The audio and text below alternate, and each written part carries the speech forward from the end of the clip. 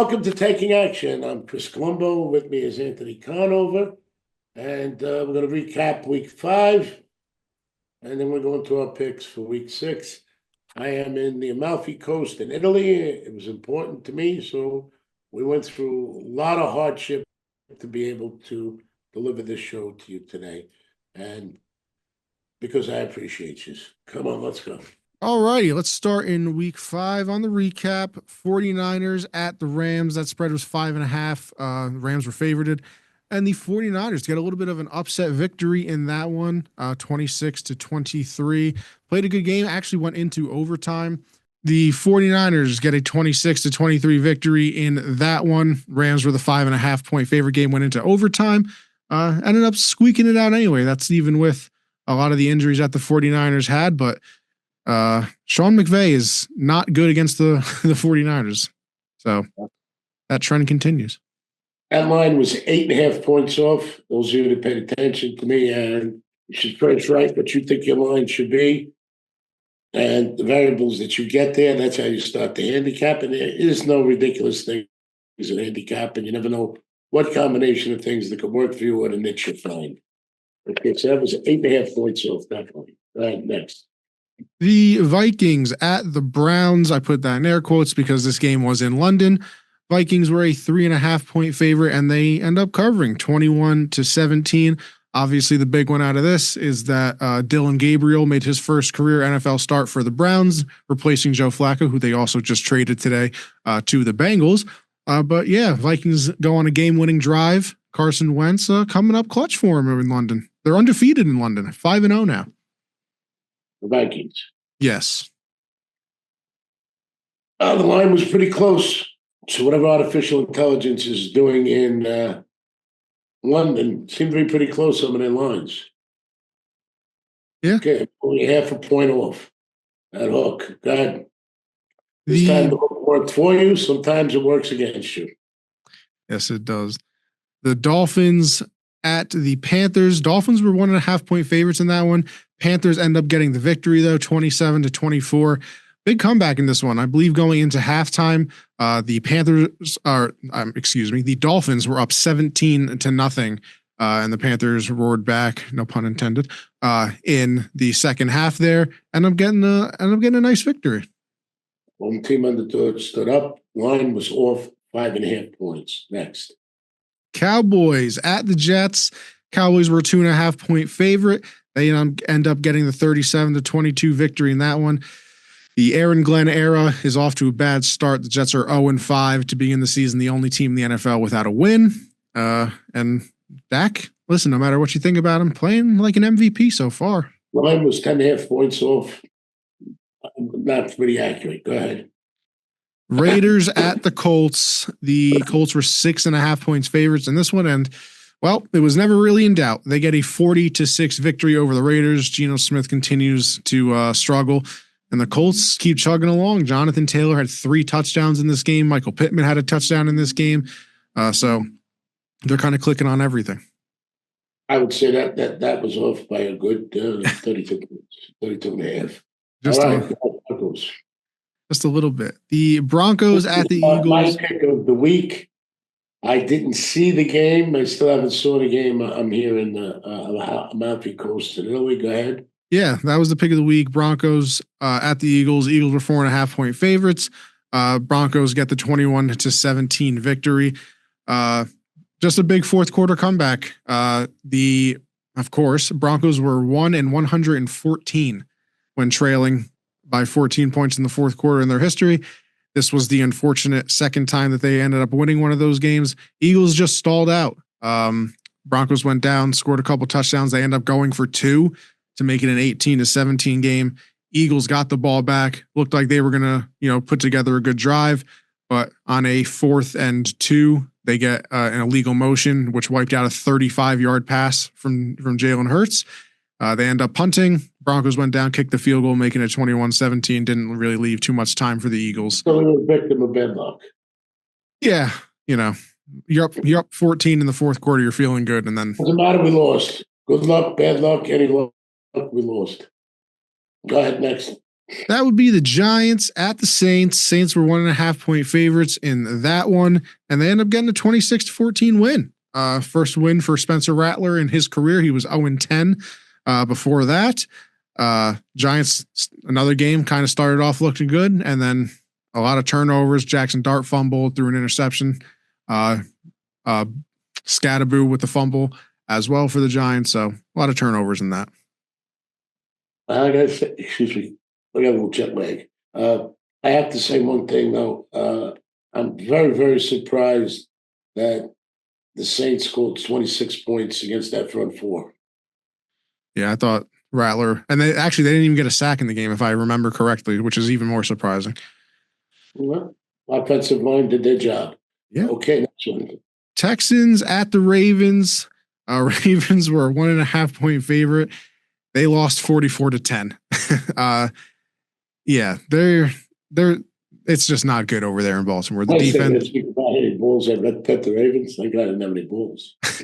The Ravens have like 8 defensive starters on the injured that were injured, didn't play in this game. Obviously, Lamar Jackson didn't play as well. The defense is ranked last in the NFL. Offense can't really do anything. So looking like a long year for the Ravens. The Titans at the Cardinals. Cardinals were a 9.5-point favorite in that one. Another game where they were up, and the Titans came back 22-21 victory. They earned their first win of the season in that one. Cam Ward gets his first NFL career win. So this was the honestly, this was the week of the comebacks. 9.5-point favorite, the Cardinals at home. Yeah. That's 10.5 points that line was off. Go ahead. Yeah, and then obviously, like I said, Titans end up coming back and getting a shocking victory. The Buccaneers at the Seahawks, unbelievable game to watch. Seahawks were 3.5-point favorites, but Buccaneers went into Seattle and got a 38-35 victory. Just obviously, as you can tell by the score, very back and forth. But once again, Baker Mayfield does what he's been doing all season. Led the Bucks. Found the home man is comfortable. Yeah. Baker went down, led the game-winning drive for, I believe, the 4th time this season. I think all of their wins have been on game-winning drives. So heck of a year that he's having so far. The Lions. I was leaning towards the Seahawks in that game, but I do like Baker Mayfield with the Bucks, and I tell you the truth, I think that's a solid defense also. Yeah. The Lions at the Bengals. Lions were 8.5-point favorites in this one. They end up getting 37-24 victory. Final score probably isn't even as the game really went. Bengals did score 2 touchdowns to Jamar Chase late in the game, while it was kind of put away. So I guess it got a little scary at the end if you had the Lions, but still end up covering in that one and get a pretty easy victory. But the Bengals, like I said, just traded for Joe Flacco, so I guess we'll see what happens this week now. I gotta tell you, Joe Flacco's gonna do a lot of magic there because their defense is terrible. Defense and offensive line just not good for the Bengals. No. The Commanders get a 27-10 win over the Chargers. Chargers were 2.5-point favorites in that one. Listen, they went in. This was definitely a game of momentum. So the Chargers were up. I believe it was 10-0. The Commanders are punting. The Chargers actually run the punt back for a touchdown, but it was called back on a penalty, and momentum just switched from there. The Commanders got a stop. They actually scored a touchdown going into the half, and then from then on, it was all. I didn't watch the game yet. I'll be watching it tonight. Yeah, Jane Daniels looked solid in his return from injury with that knee injury. Wouldn't say that obviously it was the best game he's ever had, but he did exactly what he had to do, and looked comfortable. I think the important thing was that he looked comfortable. It didn't look like the knee was bothering him too much. He was still able to escape the pocket and run around when he really needed to. Sunday night football was the Patriots. The Patriots did, didn't they? Yeah, I don't have my with me. I believe. Not because I wanted them to win the game outright, which they did. I just thought 8.5 points was a lot of points for the Bills. But I don't think the Patriots usually play the Bills too good, do they? No. The Bills usually especially after Brady left, Josh Allen has destroyed the Patriots. I remember a few years ago that playoff game they played against each other. It was like 41-3. So the Bills were very good against the Patriots, but Drake May played an unbelievable game. Stephon Diggs in his return to Buffalo, with the Patriots at least 10 catches over 100 yards. So he had a huge game, a little bit of a revenge game, if you want to say it. So big game out of him, and the Patriots get I would say, a pretty big upset of a win there. Chiefs had the Jaguars. That was a 31-28 victory for the Jaguars. The Chiefs were 3-point favorites in that game. Another, this was a very good game. Honestly, if you watch Monday Night Football, I guess I should say last night because we're recording on Tuesday. A 99-yard pick six from the Jaguars of Patrick Mahomes. Even then, they go down the field, score again, and Jaguars lead a game-winning drive, kick the field goal to win the game, and then only left a few seconds left for Patrick Mahomes to try and do anything, and obviously he could not. But this is where the kickoff rule came into effect again. The Chiefs, when they were kicking off, it did not land in the landing zone, so the Jags got the ball at the 40-yard line. Obviously, made it much easier to go down the field and score. Actually, they didn't kick a field goal. I don't know why I said that. They scored a touchdown on a crazy play. Trevor Lawrence actually fumbled the ball because he got stepped on, picked it up, and ran it into the end zone for the touchdown and the lead. It was quite the play. I don't know how I forgot that. But yeah, that is week 5. I do believe the only silver lining this week that I said last week was the higher lines was a good week for teasers. Yeah, absolutely. I said it was a teaser week. Teasers normally what we call a sucker bet, but once or twice a season. That's what keeps people going with them and it's the excitement of it. But I think everyone stood up if you had a 3-point teaser, and most of them stood up if you had a 2-point, correct? Yeah. Okay. All right, let's move forward to this game. Okay. You got the Eagles at Giants. It opened at 7, went to 7.5. That is your Thursday night game. The total moved from 42.5 to 40.5. Home team underdog. I never go against. I wouldn't bet it. I wouldn't book it, but that's up to you. That 7 and that hook scares me. Okay. Your London game is Broncos. Open 6.5, went to 7 against the Jets. From the performance I've been seeing from the Jets and the performance I've been seeing from the Broncos, they are a solid organization. Seem to be getting better. I think they got a little lucky against the Eagles personally. I don't like to lay high points, but I don't think the Jets are capable of they're not playing professional quality football. No. I believe they're without a win. Only team in the NFL without a win. Yeah. I've seen their defense get worse by the season with the same group that was very good 2 years ago. I don't know why they weren't good last year. We can't blame Aaron Rodgers. It's in London. I don't know what the Jets could possibly do in London to beat the Broncos. Okay. Browns and Steelers. That's a defensive division game. By the way, Eagles Giants was also a division game. That's what scares me about the hook and the 7. Usually division teams and rivalries play each other tougher. Okay. Browns at Steelers, division game. It went from 5.5. I'm always leery of games that open 5.5, and I should have been leery with the Eagles. 5.5 -5, but there wasn't much to pick. And if you remember last week, I told you to put a little bit on, not what you usually bet. But if you want to throw a little something on it, is what I said. I bet the same amount. I'm not concerned. I know how the season's going to end. Okay, Steelers -5.5, went to 5, 38.5. Browns are a real team. I don't know how they're going to do without Joe Flacco. I believe that the rookie quarterback. Yeah, this will be the second start for Dylan Gabriel. Started last week against the Vikings in London, obviously. Played pretty well. Yes. I think he's talented. I think he's got a bright future ahead of him. The Steelers have been a little stagey this year, even though, Steelers are a very good organization. And I just don't know. Their defense is good, but like I said, the Browns are very underrated. but solid organization. Maybe this young quarterback will give that team a spark.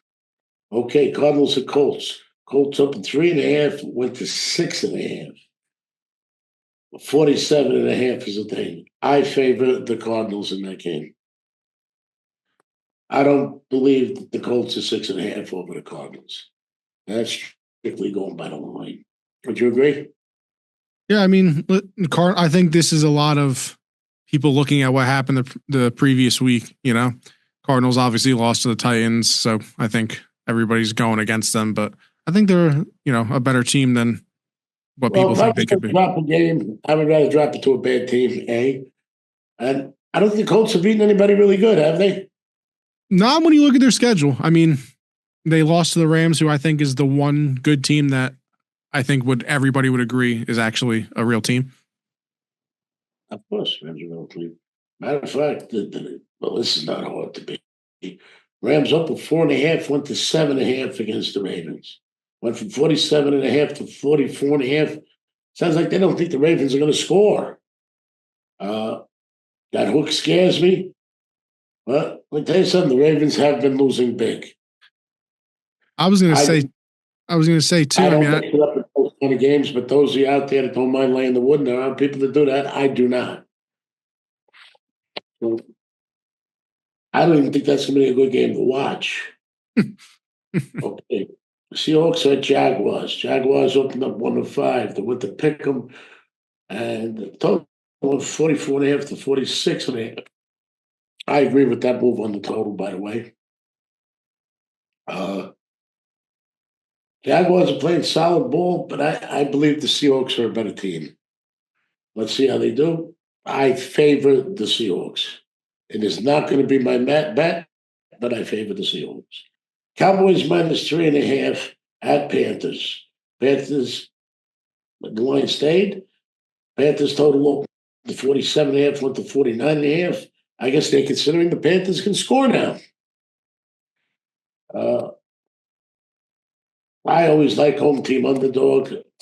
Cowboys really not showing me much this year. His Panthers have been stagey, but I got to tell you, they wake up at times. But I won't depend on that. But those of you that like it, there's Chargers up at 5.5, dropped to 4 against the Dolphins. Total was 45.5, dropped to 43.5. That's 2 points. I hate to go against home team underdog, but I do favor the Chargers in that game. Patriots -3.5 over the Saints. Saints went 45 to 46. Another team. Normally, I never get a score against home team underdog. Hook scares me. That's why I wouldn't bet it. But I think the Patriots are a real team, and I think once they get in their rhythm, they put it together. I think they're starting to become a team of the future. I said that not just this season, last season, if you remember. Everybody was picking on them, and well deserved, especially after that San Francisco game. Okay, 4 p.m. games. Titans and Raiders. Raiders opened up 6.5, dropped to 4.5. Total 41.5, didn't move. And I got to tell you honestly, I don't think the Raiders are favored over anybody except the Jets. But I would bet. But not a game I would watch. It's a game I wish there wasn't even on the schedule. Okay. Fair enough. PM again. We got 49ers and Buccaneers. 49ers went from 1.5 to 3. Total opened up 47, went to 47.5. How many people are out for the 49ers? Eh? Well, George Kittle will still be out. Jawan Jennings, one of their wide receivers, has been listed as questionable, I feel like, every week for the past couple of weeks, and he hasn't been playing. Brock Purdy, I feel like, has kind of been up in the air. He played 2 weeks ago, returning from injury, and then sat out this week because of injury. So I guess you never really know with him. Mac Jones has been playing well in his place, but I mean, they're still dealing with definitely a lot of injuries. Buccaneers, they got Chris Godwin back, so obviously that helped their receiver core. Mike Evans will still be out, but Emeka Egbuka has been unbelievable, their rookie wide receiver. Unbelievable.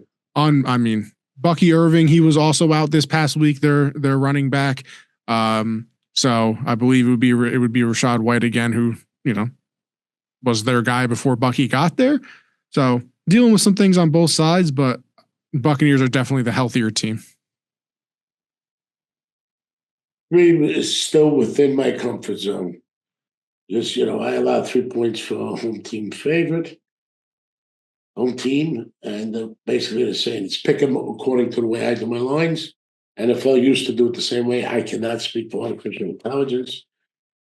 And that being the case, I lean towards the Buccaneers.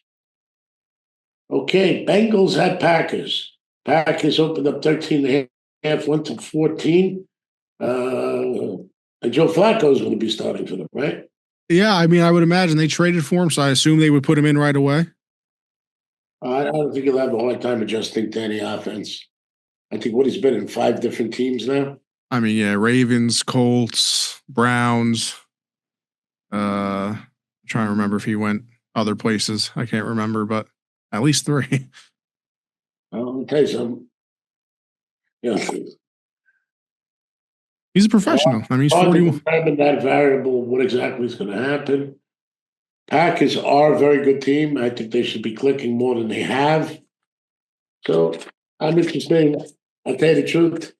Being an old timer myself, I'm rooting for Joe Flacco. I'm not betting the game. Lions, Chiefs. Lions are at Chiefs. Chiefs are 1.5, went to 1, 48.5 to 52. It's your Sunday night game. That's a tough one. Chiefs got beat. But okay. No, I was just going to say, unbelievable game to watch for sure. Obviously, it's a high total, so they're expecting a lot of scoring. Anytime you got the Lions in the game, you're going to expect it. Yeah. I think if they were playing themselves, the total would be 48. If you want to get involved with the total, I might see that. Okay, we have 2 Monday night games this week, which I hate. We got Bills open 5.5, went to 3.5. Is that correct? Yep. At Falcons. I believe the Falcons are a very real team. I think they're a building team. I think they play very good football, and I think they play old school football. But the Bills are the Bills. Yeah, I mean, how do you think? Allen, AKA Steve Allen, let me tell him, he does it all. How do you think it affects the Bills too, coming off a loss? Mahomes gets a lot of publicity because he's won the Super Bowls, but pound for pound, I don't think there's a quarterback playing right now that has the intensity, determination, and the agility, and the desire to win, and the humility of Josh Allen. So I'm curious to see how it works out. New York is Bills are the only really New York team, so I'm honest with them. How do you think it affects the Bills coming off of a loss on national TV like Sunday night? You think it matters for them? Well, the rule of thumb usually is on a Monday night game, you stay away from the winner and you might go with the loser. If you watch it on good teams, if the Jets lost Monday night, I wouldn't take it into consideration. Okay, Monday. Bears, Commanders. Commanders minus 4.5. Didn't move. 50.5 to 50. I don't know why they would drop that. There must be betting, artificial intelligence, only half a point. I got to tell you honestly, I don't like the late points and I don't like the hook. But I think the Commanders are back. Yeah. I think they overcome their injuries and they're back in rhythm. It's one of the teams that I think is highly competitive. They're deep, they're well coached, and they want to win. Okay. This is Chris Colombo signing off this time. Wishing a lot of good luck from Italy. Buongiorno. That's what it is. And how about you and I talk a few seconds afterwards so we can put our play in? Yes. Sorry it's not in yet, but I don't even know what day it is. Imagine I left New York on a Monday. I arrived here on a Tuesday.